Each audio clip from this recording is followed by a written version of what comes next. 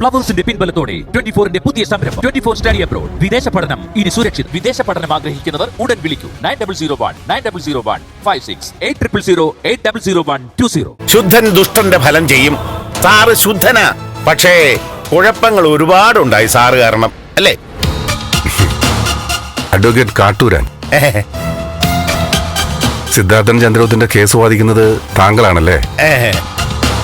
മനസ്സിലായി. താങ്കളെ പറ്റി മുമ്പ് ധാരാളം കേട്ടിട്ടുണ്ട്. എന്നെക്കാളും പ്രശസ്തൻ സാറല്ലേ? ഇപ്പോ പ്രശസ്തിയുടെ കൊടുമുടിയിലാണല്ലോ നിൽക്കുന്നത്. വക്കീൽ വന്ന കാര്യം പറയും. വീഴ്ച സാറിന്റെ ഭാഗത്താ. തനൂജയായിട്ടുള്ള കേസൊക്കെ എന്നേ തീർക്കണമായിരുന്നു. സാറിന് ജയിലിലും കിടക്കണ്ടായിരുന്നു. എനിക്ക് സാറിനെ കാണാൻ ഇങ്ങോട്ട് വരികയും വേണ്ടായിരുന്നു. തുടക്കത്തിൽ തന്നെ തനൂജ ബലരാമന്റെ മോളാണെന്ന് പറഞ്ഞാൽ മതിയായിരുന്നു. ദാ ഇപ്പൊ കണ്ടില്ലേ, ചന്ദ്രമതി തനൂജയോട് കാര്യങ്ങൾ തുറന്നു പറഞ്ഞു. അവൾ അതിലെ ഇറങ്ങി അങ്ങ് പോയി. അവള് മേരി തോമസിനെ കാണാൻ പോയിരുന്നു എന്നും ഞാൻ അറിഞ്ഞു. താങ്കൾ പറയുന്നൊക്കെ ശരിയാണ്. പക്ഷേ എനിക്ക് എന്റെ ശരിയിലൂടെ സഞ്ചരിക്കേണ്ടി വന്നു. സമൂഹത്തിന് മുന്നിൽ ആത്മസുഹൃത്തിനെ നാണം കെടുത്തണ്ടെന്ന് വിചാരിച്ചു. ഓ, നാണം കെടുത്താതെ മനസ്സിൽ സൂക്ഷിച്ചിട്ട് അവസാനം എന്തായി? അടവടല്ലേ നാണക്കേടാക്കിയില്ലേ?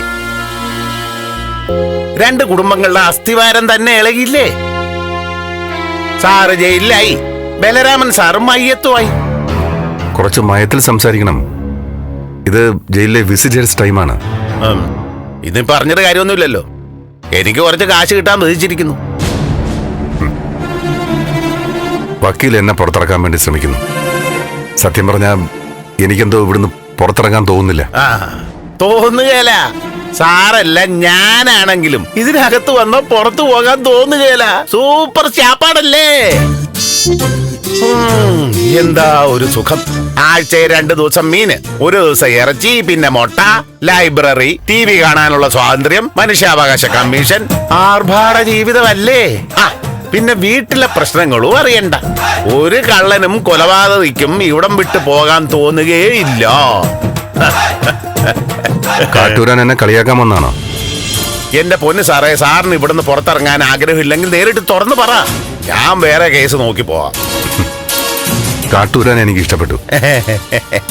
പക്ഷേ സാറിനെയും സാറിന്റെ കുടുംബക്കാരെയും എനിക്ക് ഇഷ്ടപ്പെട്ടില്ല. എന്താ?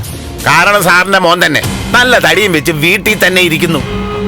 ഞാൻ കുത്തിയിളക്കി ജോലിക്ക് പറഞ്ഞയച്ചിട്ടുണ്ട്. എല്ലാവരും അതേന്നേ. എന്തായാലും എന്റെ മോനൊരു ജോലിക്കാരനാക്കിയതിൽ സന്തോഷം. സാറേ, നന്ദൻ ഇങ്ങനെ പൊരന്നറിഞ്ഞ് നിൽക്കുമ്പോ പ്രയാസം തോന്നിയത് കൊണ്ട് ഞാൻ പറഞ്ഞിളക്കി വിട്ടതാ. ബാക്കി ഒന്നിനും ഞാൻ ഉത്തരവാദിയല്ലേ? ഞാൻ ആദ്യം പുറത്തിറങ്ങാൻ താല്പര്യമില്ല എന്ന് പറഞ്ഞു. പക്ഷേ സത്യമായിട്ടും എനിക്ക് എത്രയും പെട്ടെന്ന് പുറത്തിറങ്ങണം കാട്ടൂരാനെ. എന്നാ പിന്നെ ഇറക്കി കളയാം. ജയിലിൽ ചാടാൻ പറ്റുമോ? എന്താ? എന്റെ സാറേ, പെട്ടെന്ന് ഇറങ്ങാൻ അതൊക്കെ മാർഗമുള്ളൂ. ഞാനൊന്ന് ശ്രമിക്കട്ടെ. സമയം വേണം. നിരപരാധിയായ നിങ്ങളെ ഞാൻ ഇവിടുന്ന് കൊണ്ടുപോകും. കൂടെ വരണം. പക്ഷേ കേട്ടല്ലോ?